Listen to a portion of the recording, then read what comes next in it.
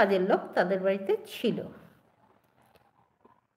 এমতো অবস্থায় এই বর্তমানে SIR যেই ঢুকেছে, আর ছেলের বৌমার এখানে ব্রেনে চাবি নড়ে গেছে, তালা খুলে গেছে।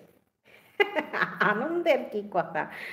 যে মায়ের প্রয়োজন নেই, অত বড় বিল্ডিং বানিয়েছে, ওখানে একটা মায়ের থাকার জায়গা নেই, হাঁড়ির পাশেই দুটো ভাত নেই, পুরনো একটা কাপড় পরার মতো নেই, কিছুই নেই, অথচ তার বাপের বাড়ি থেকে গান্ডে পিণ্ডে খাওয়ার জন্য লোক আসছে, সেটা কোনো ব্যাপার না। কিন্তু বৃদ্ধ মায়ের তো নেই।